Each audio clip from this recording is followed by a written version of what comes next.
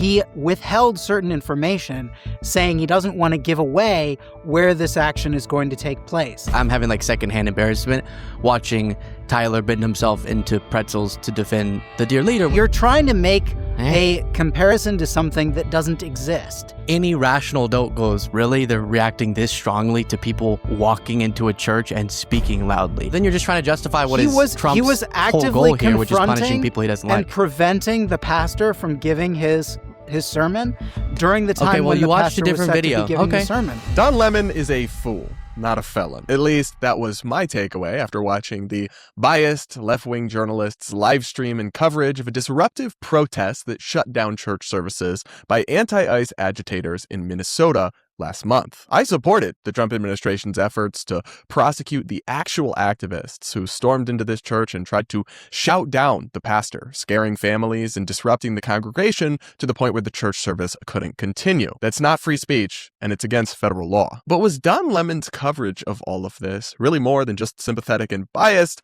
Was it more than cringeworthy? Was it actually criminal? That's what the Trump Department of Justice is arguing after indicting Don Lemon and some journalists similar to him with federal charges for their role in this event. Now, Don is guilty of trespassing, sure, but that's not a federal crime and it's not a part of this case. And once he was actually inside the church, he stood to the side and recorded. He did not participate in shouting down the pastor or the chants that drowned out the church service. However, the DOJ indictment charges Don Lemon under a federal law that applies to anyone who, quote, by force or threat of force or by physical obstruction intentionally injures, intimidates, or interferes with someone practicing their religion. In reality, I watched the entire live stream of the event, and while that law may apply to some of the activists involved, at no point did Don Lemon use physical force against anyone. The indictment also says that Don Lemon, quote, posted himself at the main door of the church where he confronted some congregants and physically obstructed them as they tried to exit the church building to challenge them with quote-unquote facts about U.S. immigration policy. Sorry, well, not sorry, actually, but I watched that part of the live stream too, and while Don Lemon approached people and asked them questions, whatever you think of that, he didn't physically obstruct them or stop them from exiting the church. They could have easily just breezed by and ignored him if they wanted to. Some chose to stop and talk to him, but he didn't stop them from leaving. At the end of the day, the president prosecuting an opposition journalist, even a terrible one, even a biased one, has a clear chilling effect on the freedom of the press and its role calling out the president or the party in power. And it should really only ever be done as a last resort, when there is clear evidence, all partisanship and tribalism aside, of criminal wrongdoing. Stretching federal statutes far beyond the actual evidence on the ground, ironically statutes that President Trump himself has pardoned pro-life protesters for violating, just to own a left-wing journalist, is totally inconsistent with American values. And ironically, it will probably only turn Don Lemon into an even bigger star and a martyr among the left, even after the charges probably eventually fall apart in court. But that's just my take, and the debate on all of this is only beginning. Joining me to discuss it all, we've got the progressive YouTuber and political commentator Luke Beasley and the conservative commentator and Daily Signal senior editor Tyler O'Neill. Let's get into it. Guys, thanks so much for being here. Thanks for having us. Happy to be here. So, Tyler, I'll start with you. Tell me why I'm wrong, why Don Lemon is guilty of these charges or deserves to be prosecuted under them in your view. Yeah, from my reading, I think the indictment is rather clear. Don Lemon did conspire with, or at least he's accused of conspiring with, the agitators who carried out this church invasion. So there are three main claims here that the indictment makes against Don Lemon. First, he conspired ahead of time. And then, as we saw in his live stream, he withheld certain information, saying he doesn't want to give away where this action is going to take place. That, many people think, and I'm among them, differentiates him from being a reporter just saying what was happening and making him more of an activist involved in the action itself. Furthermore, you see during the actual activity, yes, he is not chanting ICE out. He is not chanting things like "we shut this down" like the other people there were chanting, which I think is very revealing. But he did physically get in front of the pastor And it was him and two others who were kind of flanking the pastor and forcing the pastor back. And according to the indictment, what you see him doing is getting very physically up in front of the pastor. And then when the pastor, kind of tries to back away, Don Lemon acts as though the pastor is pushing him. Meanwhile, Don Lemon, the pastor asked Don Lemon to leave, and Don Lemon says, "No, I'm not going to leave." And then he says, "Oh, I'm always praying, I'm always worshiping God," in response to the pastor saying, "Look, we're trying to have a church service here. We're trying to exercise our First Amendment right to that free exercise of religion." And then, of course, as you mentioned, the third part of the indictment against Don Lemon is when he's standing outside the church, and the indictment says he was blocking people from leaving. I'll leave it up to viewers to make that determination, and ultimately the jury is going to make that determination.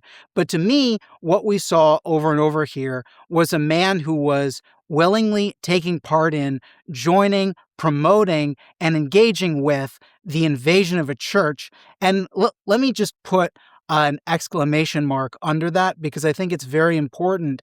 Americans do not stand for people having their church service interrupted like this. And there's a clear difference between protesting in a public space and making your opinion known, which people have every right under the First Amendment to do, and then actively going into, invading a church service, undermining it, chanting, "Who shut this down? We shut this down." The sort of actions that we saw are egregious, and I think they have not gotten the sort of condemnation that they deserve.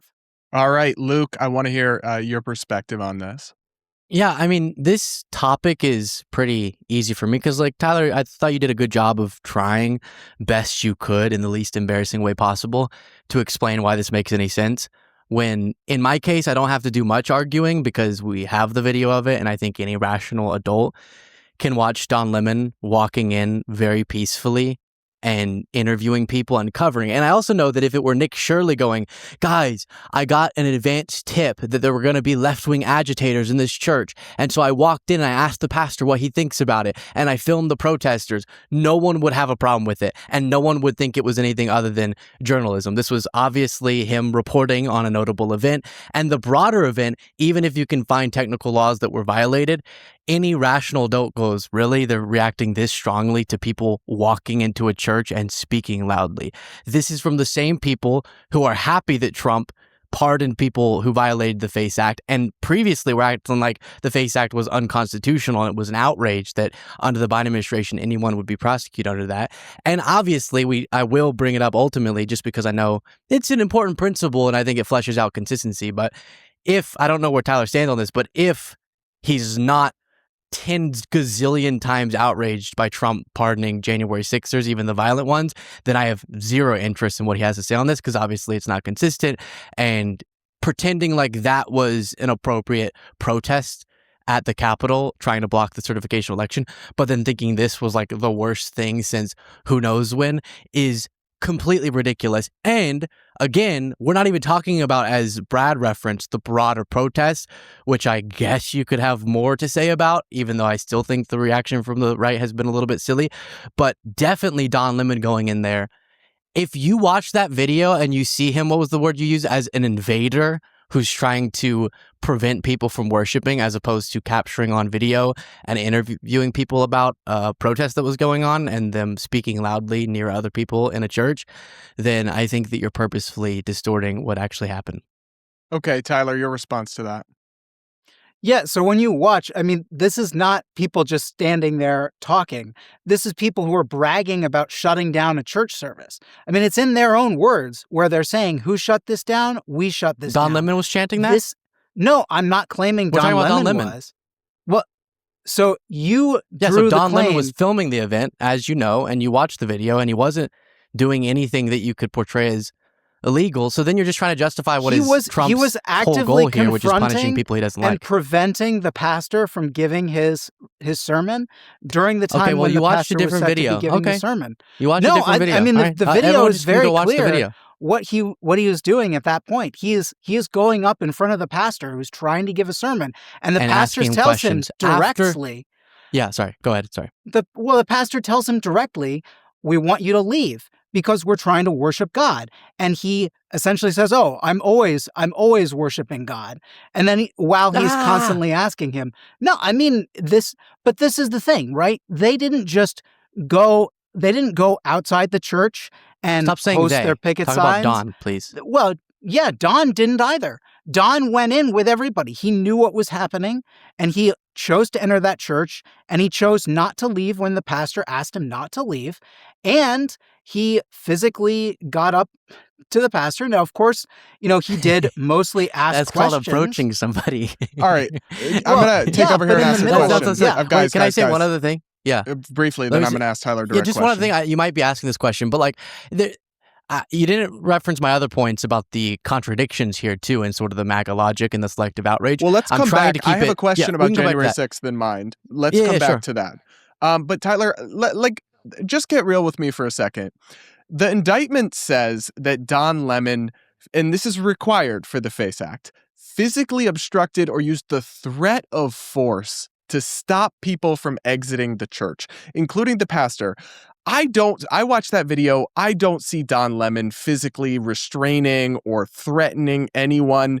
Even if you think he was trespassing, you think he was embedded, the conspiracy aside, you really think he was physically intimidating people and preventing them from leaving the premises? There were quite a few of those "or" statements there. You also have to realize this is two different charges against Don Lemon and against the I'm others. asking about the second charge, the FACE Act charge, which requires the threat of or physical obstruction. Yes. So when it comes to physical obstruction, he and two others, members of the group, are going up on the pastor, preventing him from moving and asking him questions. Now, we'll see. I mean, I'm not the prosecutor who is bringing these charges, but when it comes to interrupting someone when they're about to, this is private property where the pastor was planning to give his sermon. And in the middle of that sermon, they came up and blocked him. And Don Lemon, knowing that and this is the remarks that he gave before the event, he said they're going to be disrupting business as usual, which is what he engaged in. Honestly, to me, I think the stronger charge is the KKK Act charge, because with that one, they are protecting these people whose right to the free exercise of religion was arguably abridged. And I think Don Lemon was very much part of that abridgment. So, Luke, I'm sorry. I'll come to you in one sec. I have to ask Tyler about this. So you identified the two charges, and you said that the KKK Act charge is stronger. But on the second charge, the FACE Act, I do want to read you something from the Heritage Foundation's website. In a March 2025 memo, the Heritage Foundation called the FACE Act, quote, irredeemable as policy and beyond Congress's constitutional authority. They also supported the pardoning of pro-life activists who were convicted under FACE Act charges, pardoned by President Trump. Isn't it, generally speaking, the conservative position that the FACE Act itself is unconstitutional, but suddenly people are cheering for it now that it's being used against a liberal journalist? I mean, the FACE Act is established law, so you can support the repeal of a law and also not, oppose it being enforced for the protection of religious worship. Now, the main answer to your question, though, I think where the rubber meets the road here is many of those people who were prosecuted under the FACE Act were also not physically obstructing people from entering.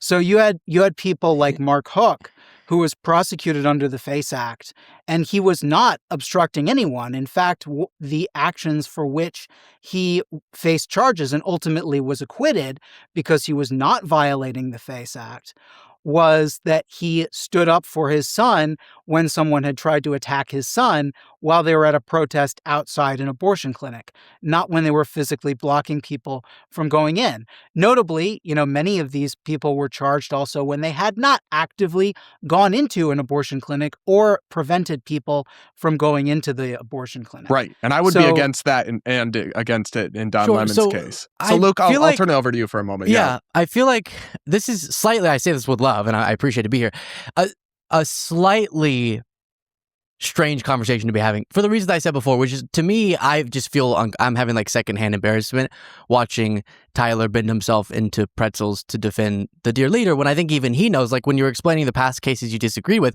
you're kind of making a perfect comparison to Don Lemon. Like if you had an instance of people protesting and actually obstructing outside or in an abortion clinic, and some of the people were prosecuted, and then there was a journalist who was among them trying to cover the event of that protest, and it was a right-wing journalist, I know you would be so up in arms. He read that quote of the Heritage Foundation. There would be this is the worst. I mean, I heard it already. This is the worst violation of our rights ever, and this is why Biden hates the First Amendment.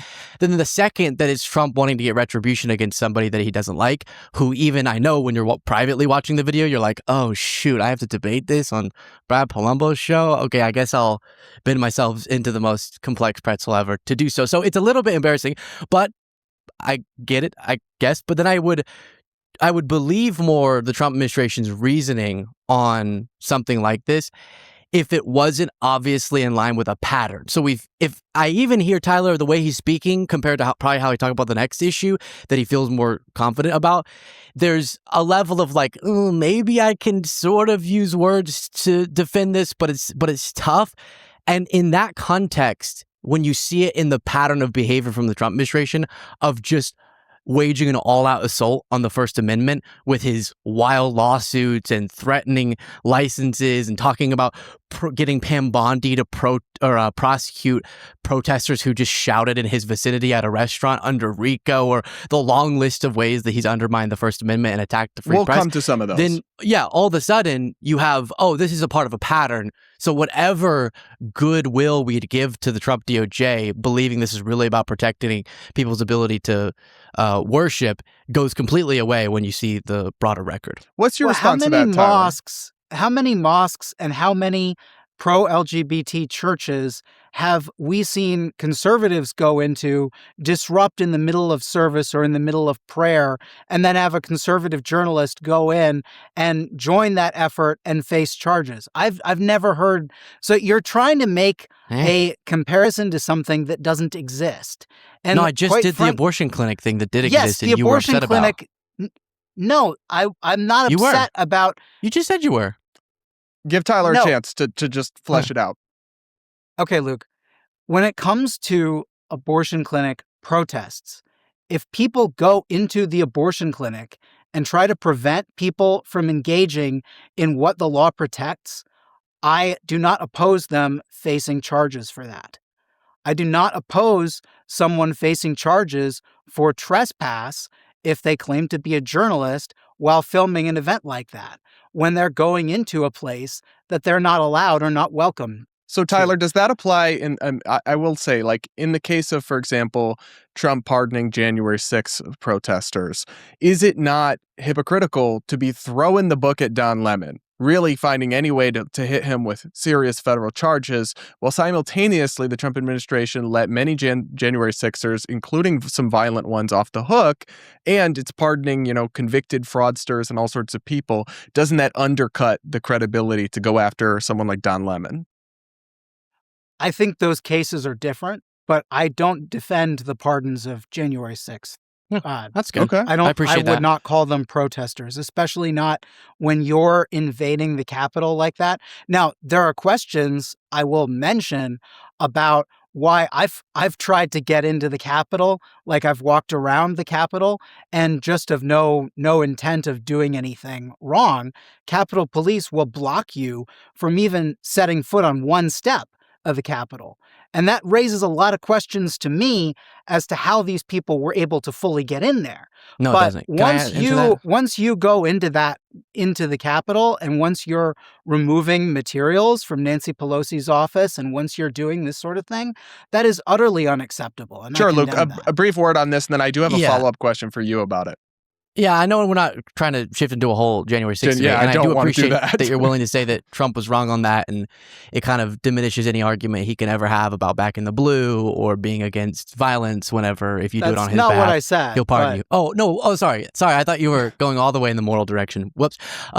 But with how did they get in? if you're not expecting that a mob of people, because the president, yes, said peace patriotically among a bunch of other provocative statements, sends you down to the Capitol, and then there's way too many people for the Capitol Police resources to deal with, then yeah, them backing away, as you made it sound like I've tried to walk into the Capitol before and the Capitol Police stopped me, because it was you walking in and not bashing their faces in and breaking windows. So it's not like a strange mystery as to how people got in the Capitol. We watched them get in the Capitol violently. And the reason that sometimes the Capitol Police backed off was because when it's 1v300, then you're probably going to have to back away at some point.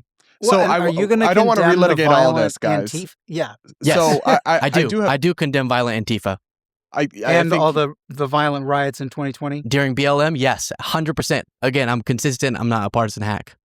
Appreciate both of that from you guys. But I want to ask you about, so it's interesting that you brought up the January 6th example, and I understand why you did, but I actually was going to anyway, because several people who are actual journalists, work with conservative media organizations, essentially went along filming with the mob on January 6th, including one who was a contributor to the Blaze and a freelance journalist. And so his name was Steve Baker. He was hit with serious federal charges by the Biden administration and the DOJ. And because he went along with and filmed and kind of joined in on this mob that was committing an illegal act, no one cried press freedom then. No one really viewed that as like a dystopian outrage. How do you square that circle compared to Don Lemon? It's not an exact comparison, but it's not extremely dissimilar either. Well, number one, I do think it's extremely dissimilar. I'm also not particularly familiar with that case and have no problem saying there could have been when you have that many prosecutions that have to happen and that many people who broke the law all at once. And it's super important you make an example out of people who were through violent means literally trying to, or even the people who weren't violent, trying to prevent an election from being certified, like the foundation of our entire system of government. Yeah, I do think that extra aggressive prosecutions is totally justified if you care at all about our democratic republic. But if I looked more into that case and it felt like, no, he really was not trying to participate in that, he wasn't going there with the goal of obstructing or brazenly breaking laws, then I'd be fine being like, hey, as they were sweeping up all these people who need to be prosecuted, they hit one who shouldn't have been. I don't really see that as a massive contradiction because I'd be fine if I saw enough evidence to say that. But again, I'm not super familiar with that one. All right, Tyler, I'll come to you in just a second. First, I want to play you guys a clip of Trump from his inauguration speech. Then we're going to discuss whether he's lived up to these bold promises. Listen to this. After years and years of illegal and unconstitutional federal efforts to restrict free expression, I will also sign an executive order to immediately stop all government censorship and bring back free speech to America. So I guess I'll just set the table where I'm at on this. Love what he's saying, haven't loved so much what he's doing. In fact, that's an understatement. When you look at things like his targeted retaliation against law firms because he doesn't like the clients that they serve, you look at the way he's retaliated against press organizations like the Associated Press who don't use his preferred word choice, or I guess you'd have to call Gulf of America a noun, like a proper noun, not a pronoun, but so his preferred proper nouns. And then you put it in the context of also the immigration crackdown, which has been deeply ideological. Cases like Rumeysa Ozturk, the Tufts student, who the Trump administration internal documents have been revealed, literally just tried to remove her from the country and had her arrested because of an article she wrote criticizing Israel in her student newspaper. Tyler, I don't know. It doesn't seem to me like this is the pro-free speech administration we were promised. Your thoughts? Well, I think in many of those cases, the administration is taking action in a way that they think is protecting the American people. When it comes to immigration in particular, and that case, when you're talking about the government has plenary power to remove someone's status. And so when it comes to, and I'm not the biggest fan of choosing people for stances that are out of line. But if you look at when it comes to this Israel advocacy, many of these people are advocating for and engaging in harassment of Jews on college campuses. And I think that's a context there Ozturk did not do that's that. key to Some that. have, but she did not, to be clear. Okay.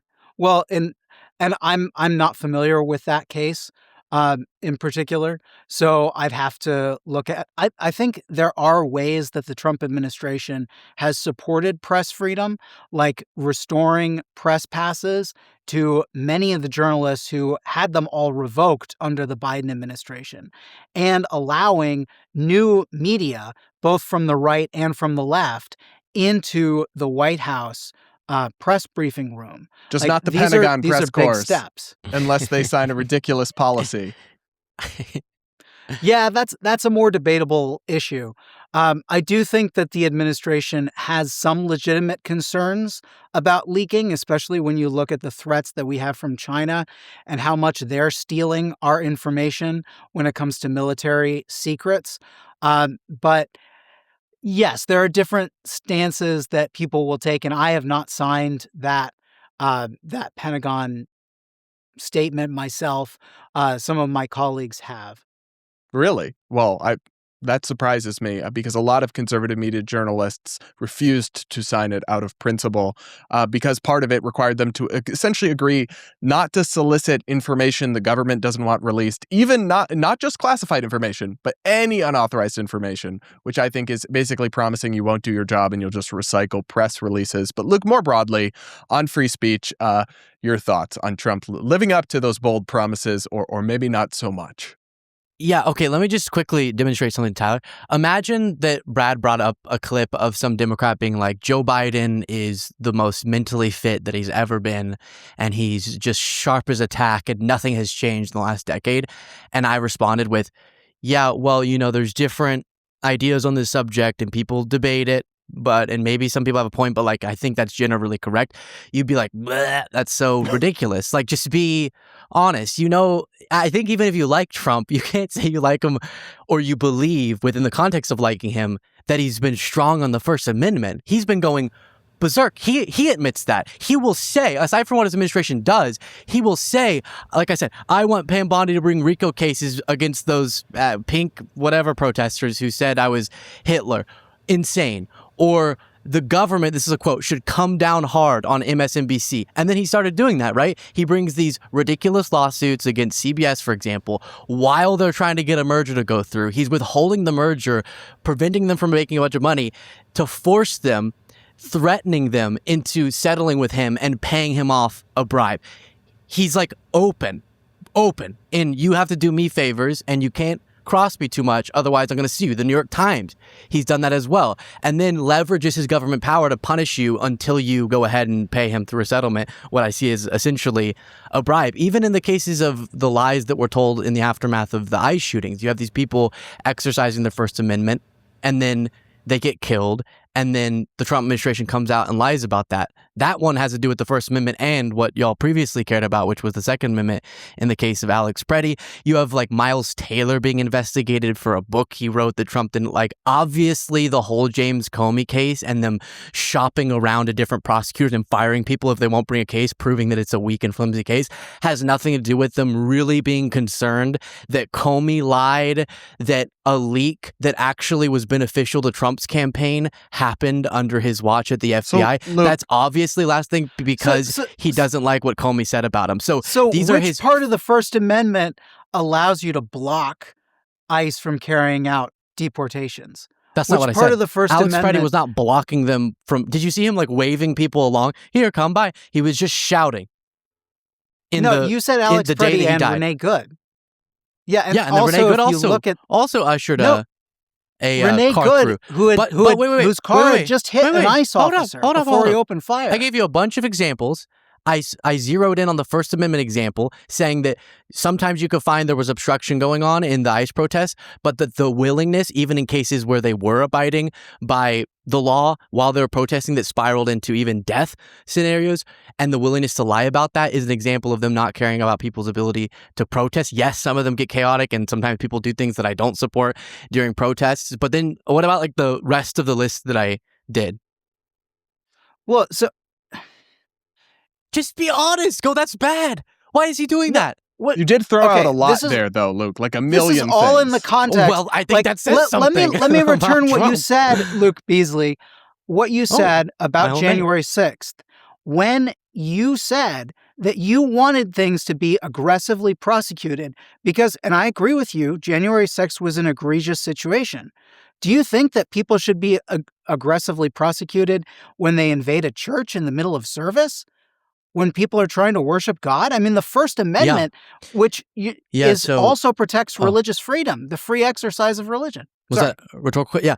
Yeah. So, if there was a story of people beating police officers to get into a church, kicking through the windows, climbing into the church, and then chanting that they wanted to hang the pastor, I do think an example should have been made out of those people as well.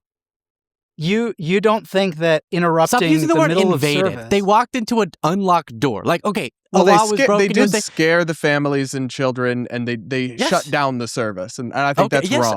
What In did I the just middle say? of the Hey, let me service, they finish my disrupt- damn thought. Yeah. I was saying, and maybe you find a law that was broken by the other protesters, not the person reporting on it, but you just asked me a question about January 6th and saying, comparing that to the church, and I was saying if what happened on January 6th happened at a church, you'd have a bigger deal. I don't think an example needs to be made out of people walking into a church and a kid cries, sorry, I feel bad, and maybe there's some law that was violated and you can hold them accountable. But that's not fitting within the framework that I explained with January 6th at all. So invading the sanctity of a church service in the middle of it, getting It's up, so silly. shouting, celebrating, shutting it down, yelling at kids in face-to-face, saying your parents are going to hell and your parents are Nazis, that this is somehow just normal protest to you? What is the difference here? You're not listening to me at all. All right, guys, I got to reclaim What did the I floor just here. say? What did I just say, Tyler? Luke, I think we're at an impasse here. Viewers will have to decide for themselves how they feel about the church situation and whether they think it is comparable to January 6th or not.